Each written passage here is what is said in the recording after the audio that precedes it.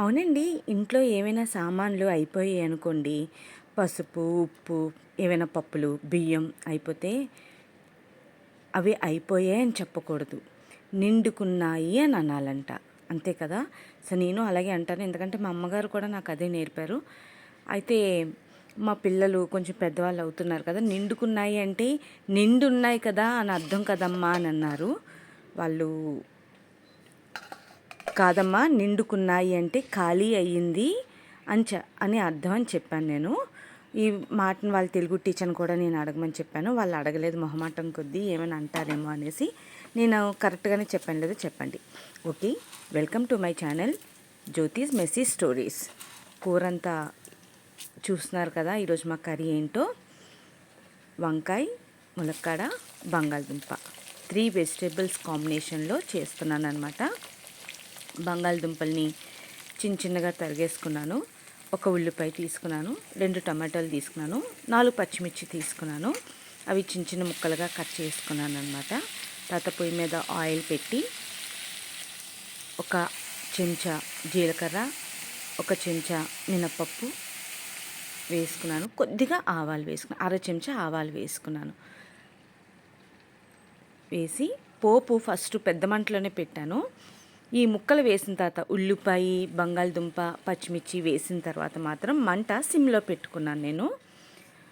అంటే సిమ్లో చేస్తేనే బాగుంటుంది. బంగాళదుంప కొంచెం మగ్గాలి కదా, అంటే చిన్న పిసర పచ్చిపోయేంత వరకు, కలర్ రంగు మారేంత వరకు ఉడకాలన్నమాట.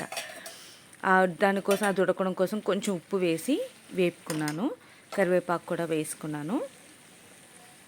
నెక్స్ట్ కొంచెం అవి బాగా మగ్గిపోయిన తర్వాత బంగాళదుంప కొంచెం పచ్చివాసన పోయి ముక్క మెత్తబడింది అని మనకు తెలుస్తుంది. ఎలా తెలుస్తుంది అంటే రంగు మారిపోవడంతోనే మనకి తెలుస్తుంది. ఆ తర్వాత వంకాయ మాత్రం మనం ఎప్పుడైతే కూరలో వేస్తున్నామో అని అనుకుంటున్నామో, నూనెలో వేస్తున్నాం అనుకుంటున్నామో అప్పుడే కోసి వేయాలి, లేకపోతే కండ్రెక్కిపోతుంది. అది కూడా నా దగ్గర ఒక్క వంకాయే ఉన్నదండి, ఎల్లంకి వంకాయ. చాలా లేతగా ఉన్నాయన్నమాట. ఈయన మార్కెట్ నుంచి తెచ్చినప్పుడు కేజీ తీసుకొని వచ్చారు.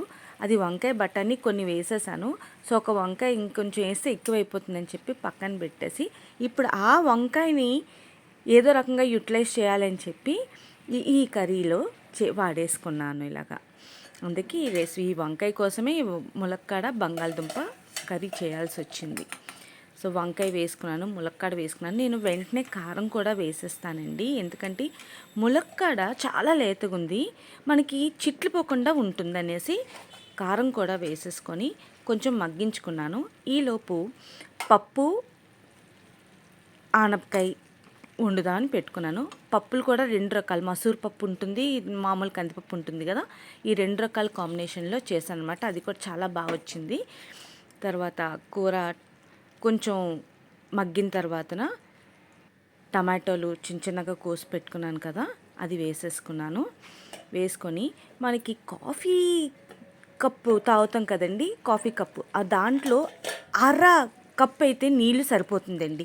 అంతకు మించి వేయకూడదు కర్రీకి, ఎందుకంటే మనం సిమ్లో పెట్టి వండుకుంటున్నాం కాబట్టి ములక్కాడ మనకి విరగకూడదు, వంకాయ ఉడికిపోవాలి, బంగాళదుంపలు కూడా ఉడికిపోయి ఉన్నాయి.